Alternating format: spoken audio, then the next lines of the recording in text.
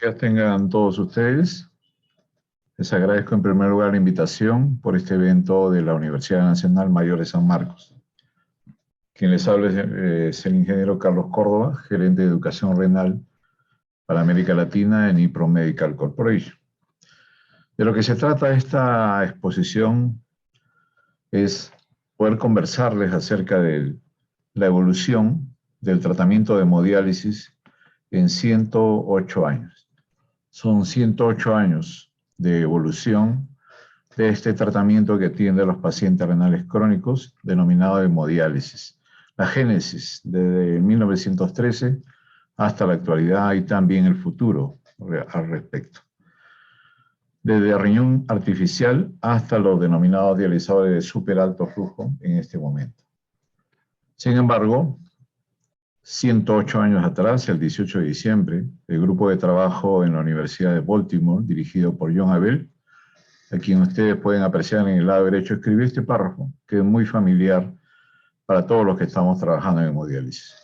Un tratamiento que puede liberar de estados tóxicos a un ser vivo a través de un proceso denominado en ese entonces vividifusión. El dispositivo que ellos pudieron crear lo vamos a poder ver a continuación. En ese sentido, la historia de la hemodiálisis comienza en este año, 1913, a través de un grupo de trabajo que fueron los pioneros del tratamiento de hemodiálisis hasta la actualidad, y también aquellos como quienes ustedes ven en la pantalla, el doctor William Kolb, quien creó por primera vez un dispositivo que pudo hacer diálisis en un paciente de manera exitosa. Estos pioneros de la diálisis tuvieron que andar un arduo camino para el desarrollo de esta especialidad, desarrollando un gran esfuerzo también para poder combatir aquella incredulidad que había por parte de la comunidad científica en esta década de inicio. Esa incredulidad también se sumaba a los inconvenientes técnicos que llevaron a desarrollar la propia imaginación de los pioneros en búsqueda de materiales, dispositivos que pudieran cumplir con llevar la sangre desde el cuerpo de un paciente hasta un dispositivo que pudiera depurar la sangre de ellos. Solamente la perseverancia, como en muchos ámbitos de desarrollo, permitió que los padres de la ciencia de la diálisis llegaran a alcanzar la técnica que hasta la actualidad sostiene la vida del enfermo renal. Bien, justamente en 1913, en la Universidad de Johns Hopkins en Baltimore, el grupo de trabajo de John Abel pudo crear un dispositivo que podía por primera vez también extraer la sangre de un ser vivo y poder llevarlo a un método de difusión para poder eliminar las toxinas urémicas en primera instancia. El grupo de trabajo lo ven ustedes aquí, es John Abel, quien era farmacólogo, acompañado de Benjamin Turner y Leonard Rountree, de Canadá. El dispositivo que ven ustedes aquí es muy similar a lo que ahora llamamos dializador. Dentro de él hay 1900 tubos porosos, por los cuales circulaba la sangre del ser vivo del cual se le extraía, con la finalidad de poder depurar toxinas urémicas. El dispositivo que está ahora guardado en un museo en Estados Unidos, lo pueden ver aquí en real. Justamente mencionaba que un día como ayer, 18 de diciembre, se publicó por primera vez un documento que incluía el protocolo de preparación del dispositivo y también la extracción de un líquido especial proveniente de sanguijuelas, que era el anticoagulante. En ese entonces no existía la heparina que hoy se utiliza, sino se usaba este medicamento llamado iodina. Un poco después, en 1924, en la Universidad de Gießen, Alemania, comenzó un esfuerzo particular que terminó en la primera diálisis en un paciente humano. El autor de esto fue el doctor George Haas, quien el primer tratamiento que efectuó apenas duró 15 minutos en circunstancias que ahora podrían ser consideradas muy tóxicas. Sin embargo, se llevó a cabo ese primer tratamiento. Una foto muy conocida es esta, que muestra a la paciente en el lado derecho, se encuentra de cabeza y él al costado con los grandes dispositivos de más de 1 metro esos tubos de vidrio que permitían extraer la sangre del paciente y poder llevarlo a un método de difusión depurando toxinas urémicas. Justamente el primer video de la historia, el primer video científico de la historia, fue hecho por George Haas, en el cual se puede ver un ser vivo, un perrito en este caso, quien está siendo sedado para poder ser sometido al proceso de extracorpóreo para poder eliminar toxinas urémicas de su sangre. Ustedes ven ahí lo que ahora sería la bomba de sangre girando en sentido horario. Todo el aparataje que hay para poder extraer, en primer lugar, extraer la sangre del paciente y poder llevarla a un método de depuración. Y ven ustedes ahí, el video intentaba mostrar que después del tratamiento extracorpóreo, el paciente estaba ahí con vida. Un poco después, en 1940, Willem Kolff, en Holanda, pudo desarrollar un dispositivo muy en particular.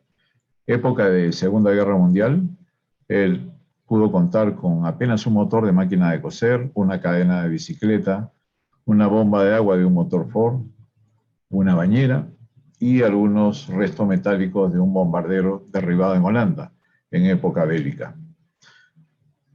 Todos estos dispositivos, muy lejos de ser seguramente pensados, imaginados que pudiesen terminar en un dispositivo para poder depurar sangre, cuando estuvieron en manos de este genio revolucionario como Kolff, produjeron un dispositivo como este.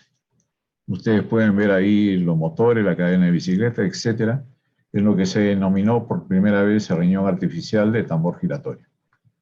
En él se podía colocar un tubo plástico, tubos plásticos como se ve aquí, que rodeaban al tambor giratorio de listones de madera, y en la parte baja había líquido de diálisis, que tomaba contacto en la medida que fuese girando el tambor con la sangre que iba por el plástico transparente en este momento.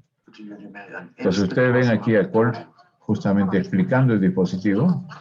En él se puede ver en este momento girando el dispositivo, tomando contacto con el líquido de diálisis y depurándose la sangre de la paciente que está justamente al costado del dispositivo.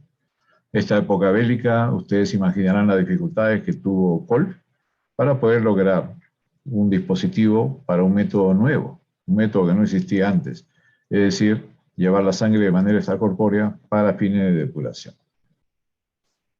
Bien, algunos dispositivos que se usaron en esa época para estos fines, y volviendo ahora ya a la actualidad y quizás mirando al futuro, después de la hemodiálisis se ha desarrollado una terapia distinta, mejorada, que se llama hemodiafiltración, por las siglas HDF. Para mí, HDF significaría en este momento hablar del futuro. En la actualidad hay dispositivos, máquinas de hemodiálisis, dispositivos electrónicos que permiten hacer eso. Es decir, en la actualidad, la redefinición del tratamiento de hemodiálisis ha llevado a hablar de hemodiafiltración como un reemplazo para el anterior tratamiento convencional. Eso significa que habrá cambios. Esos cambios tendrán un impacto en el paciente renal, brindándole beneficios, inclusive la supervivencia incrementada. Los beneficios van aquí en este árbol: mejor depuración de toxinas urémicas pequeñas, mayor depuración de moléculas medias, eliminación de un enemigo principal del paciente renal, que es el fosfato, igualmente de estas moléculas que también son proinflamatorias, los mediadores inflamatorios propiamente dichos, lo cual todo esto dentro de un marco de estabilidad en hemodinámica. Esto lleva también al control, un mejor control de la presión sanguínea, eliminando muchos malestares intradialíticos como calambres, arritmias, dolores de cabeza, náuseas, etc. Y ustedes ven que aquí ha aparecido también un beneficio que está todavía en proceso de asimilación final, que es el beneficio de la disminución de la mortalidad. Junto con esto, el mejor control de la anemia, elevando los niveles de hemoglobina del paciente renal, que en general siempre están disminuidos. Por otro lado, hay una complicación de mediano plazo llamada disfunción endotelial, que la hemodiafiltración permite disminuir o atenuar en su desarrollo. Igualmente, el estrés oxidativo y la inflamación disminuidas son beneficios de este tipo de tratamiento. Entonces, seguramente muy pronto en nuestro país, todavía no lo hay, habrá hemodiafiltración online. Y en ese sentido debo decir lo siguiente. ¿Cómo cuesta convencer a las instituciones que financian la diálisis de que la hemodiálisis ya evolucionó, que la tecnología que acompaña la hemodiálisis ya cambió y que en la duda que ellos tienen por poder asimilar terapias nuevas como la hemodiafiltración, el único perjudicado es el paciente renal crónico? Por lo tanto, hay mucho trabajo por hacer por parte de todos los que están del lado de la tecnología, como nosotros aquí presentes, para poder llevar a que algún día muy pronto, espero el siguiente quinquenio, podamos tener un tratamiento de esta eficiencia. ¿Es real que la hemodiafiltración, este nuevo tratamiento, en vez de hemodiálisis, pueda aumentar la supervivencia? Pues hay varios estudios que apuntan a eso. Ustedes ven ahí un incremento en este estudio de 35%, otro en Turquía de 46% de disminución de la mortalidad, el de otro médico conocido, y así desfilan varios tratamientos que todos apuntan a un incremento de la supervivencia. Entonces, estos resultados del quinto y último metaanálisis que ha habido en pacientes renales crónicos sometidos a hemodiafiltración ha llevado a una conclusión de que realmente hay un beneficio de la supervivencia.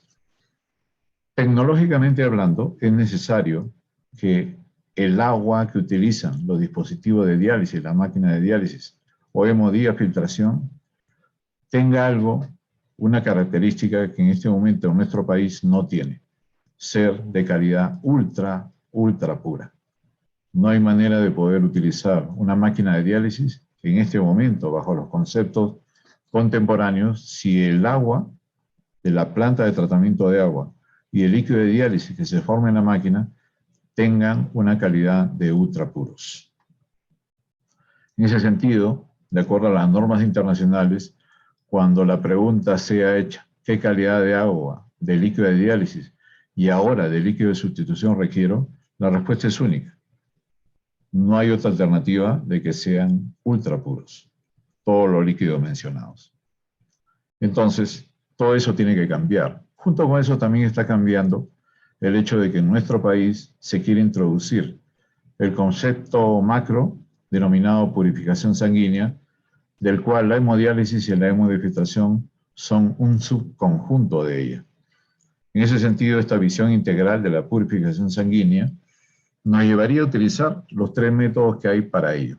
En primer lugar, el método difusivo a través de la hemodiálisis, el método convectivo a través de la hemofiltración y hemodiafiltración, y un método absortivo nuevo a través de la hemoperfusión. En ese sentido, esta imagen que ustedes van a poder ver incluye todas las modalidades de depuración extracorpórea, como por ejemplo las difusivas a través de la hemodiálisis, convectiva, absortivas a través de la hemoperfusión, y las que ahora se denominan también terapias continuas de reemplazo renal más terapias plasmáticas. Todo esto, todas las variantes que hay, todo el abanico terapéutico disponible en la actualidad, está reunido en lo que ahora llamamos, en otros países, todavía no en los nuestros, unidades de purificación sanguínea. Eso significaría que las UCIs dejarían de existir y evolucionarían hacia unidades que incluyan todas estas alternativas terapéuticas. Ustedes podrán identificar este concepto bajo la coyuntura actual y sobre todo el año pasado, en que tuvimos una gran mortalidad de pacientes llegando a UCI. Estoy seguro, estoy convencido, no me cabe ninguna duda, de que teniendo todo este abanico terapéutico, habríamos podido disminuir esa mortalidad vista en caso de pandemia con el COVID.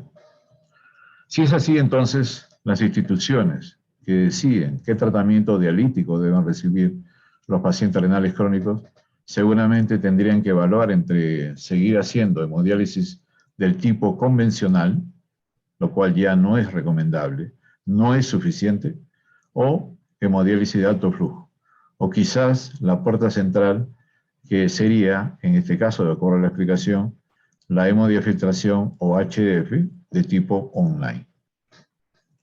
Para hacer ese tipo de tratamiento online, o sea, la máquina produce el agua y el líquido de diálisis, Todo debe ser ultrapuro, eso no nos cabe tampoco ninguna duda.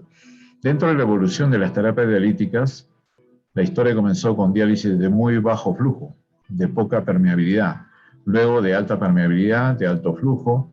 Ahora hablamos de la hemodiafiltración online de alto volumen y también, en mi opinión, y esto lo digo aquí en esta lámina, a pesar de que todo el mundo considera que la hemodiafiltración online que he mencionado es el gol estándar, a mí no me cabe ninguna duda de que el verdadero gol estándar va a ser la combinación de esta terapia muy prometedora que es el HDF online, pero con un tratamiento de hemoperfusión que intentaré explicar luego.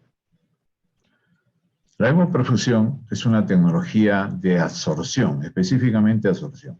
Ya no es un filtro porque no filtra la sangre, sino que de ella, circulando por el interior de este dispositivo, que ustedes pueden ver en el lado izquierdo, la sangre circula por él, en su interior hay pequeñas esferas que tienen la capacidad de absorber algunas toxinas específicas.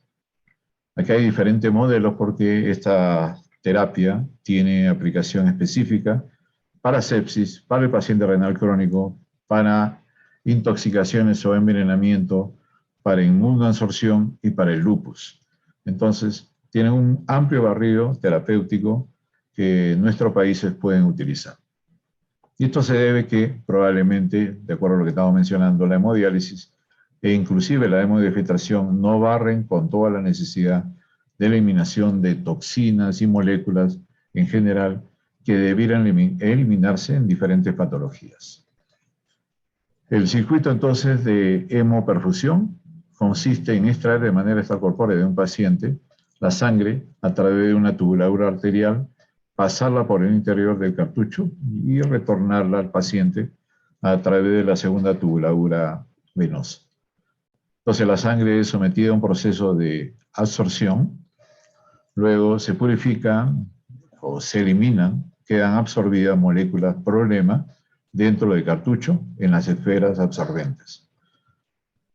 Si queremos ver un poco más en detalle lo que ocurre en el interior del cartucho, ustedes ven aquí una animación donde se ve moléculas como las interleuquinas 6, producto de la sepsis, sepsis en general o sepsis por COVID, y ustedes pueden apreciar en este video que las moléculas problemas se quedan absorbidas en la superficie de las esferas. El circuito es muy parecido al de hemodiálisis, es más, aquí pueden apreciar está la combinación de ambos tratamientos. Es decir, en el lado derecho estaría el dializador y eso significaría que estaríamos haciendo solamente el tratamiento de hemodiálisis. Pero en el centro, con la denominación 130, se encuentra el cartucho de hemoperfusión. Ese cartucho de hemoperfusión va a sumar a lo que hace el dializador, de tal manera que tendríamos un método difusivo a través del dializador y un método absortivo con el cartucho de hemoperfusión. Nuevamente, aquí ustedes ven las esferas absorbentes a las cuales llega la sangre con toda su composición y las moléculas problema, por afinidad hidrofóbica, son absorbidos en la superficie de cada una de estas esferas. En esto consiste el método de absorción o de hemoperfusión. Bien, ustedes ven aquí el cartucho, tiene dentro un líquido y van a poder ver en unos segundos cómo se aprecia las esferas pequeñas, muy pequeñas, por cuyo interior, me refiero al cartucho, circula la sangre y en estas esferas superficialmente se quedarán absorbidas las toxinas que uno quiere eliminar o inmunoglobulinas que uno también quisiera eliminar de la sangre del paciente. Hablando del paciente renal crónico, este cartucho, que tiene mucho tiempo ya de aplicación, disminuiría o desaparecería o evitaría aquellas complicaciones de mediano plazo del paciente renal crónico y que lo llevan inevitablemente y lamentablemente a mayor mortalidad, sobre todo del tipo cardiovascular. Es decir, disminuiríamos todas estas complicaciones como malnutrición, inflamación crónica, hipertensión, anemia, encefalopatías, debido a que podríamos absorber en el interior del cartucho moléculas que producen estas complicaciones que están en el círculo menor. Entonces, el circuito de hemodiálisis se le agregaría un cartucho de hemoperfusión para sumar los esfuerzos y sumar las capacidades de ambos dispositivos, difusión y absorción a través del cartucho de hemoperfusión. Bien, ¿realmente esto trae beneficio al paciente renal crónico? ¿Hay alguna demostración realmente de esto? ¿Hay alguna evidencia de nivel, al menos nivel 2? Bueno, en China ha habido un estudio, un seguimiento de 3 años de pacientes renales crónicos, teniendo dos grupos. Primero el grupo de control, el cual recibía terapia convencional de hemodiálisis, y el segundo grupo que recibía la combinación entre hemodiálisis y hemoperfusión. Ellos lograron demostrar, y acá lo pongo a manera de banner, un 37% de reducción de la mortalidad por todas las causas, lo cual es muy auspicioso, muy prometedor, y espero que esto se pueda difundir, porque como mencionaba, ya no podemos exonerarnos de considerar también esta terapia complementaria que es la hemoperfusión para el paciente renal crónico. Esto es la reducción en porcentaje de la mortalidad por todas las causas. Sin embargo, una gran preocupación del paciente renal crónico es esa mortalidad cardiovascular. Pues simultáneamente y en ese mismo estudio se pudo demostrar también coincidentemente el mismo número, 37% de reducción de la mortalidad cardiovascular. El paciente renal crónico fallece lamentablemente principalmente por causas cardiovasculares. Bien, hemos querido mostrar en esta breve presentación todos los dispositivos actuales que hay al respecto, y seguramente ustedes han podido hablar o han escuchado hablar de riñón bioartificial, otra promesa para el paciente renal crónico, que equivaldría al reemplazo de un riñón ya no funcionante, vale decir, del trasplante. Este dispositivo nuevo llamado riñón bioartificial consiste de dos cámaras. Uno de ellos hace lo que el tratamiento de diálisis hace en la actualidad, o lo que haría la hemodifiltración, y el segundo es una cámara en la cual se hace un cultivo de células renales que puedan hacer las veces del riñón. Dicho esto, entonces, hemos querido mostrar de manera concisa todo lo que hay al respecto con relación al paciente renal crónico. Y finalizo con una frase que he escrito yo después de 30 años de vivir en hemodiálisis. Yo miro así al tratamiento de diálisis, los dispositivos que hacen el soporte. Y digo lo siguiente: cuando el riñón, quien cuenta con 1 millón y un poco más de nefronas, claudican en sus funciones, el dializador y esos 10.000 capilares que cuenta, de manera solidaria aceptan el desafío, el reto permanente de sostener la vida de quienes temporal o perpetuamente deban ser dializados. En este sentido, para quienes estén escuchando esta presentación, pienso que es el momento de aceptar nuevos retos para que la tecnología ya disponible en hemodiálisis pueda contribuir al beneficio de los pacientes, sobre todo en cuanto a su calidad de vida y a la sobrevida. Pero tenemos que efectuar un gran trabajo de convencimiento a las instituciones, lo digo clara y directamente, Ministerio de Salud y Seguridad Social, para que comprendan que hay nuevos tratamientos disponibles en este momento y que buscando la sin razón, buscando nueva evidencia que ya existe, queriendo crear evidencia local, algo que ya tiene una evidencia a nivel internacional, pues solamente retrasa estos beneficios que ya están disponibles para el paciente renal crónico. Nosotros los ingenieros podemos demostrar el beneficio de la tecnología aplicada a la salud y en este caso al paciente de diálisis. Con este mensaje me despido, les agradezco mucho por la invitación y espero que esta presentación pueda ser de interés para todos los que han podido escuchar. Muchas gracias y hasta otra oportunidad. Muy amables.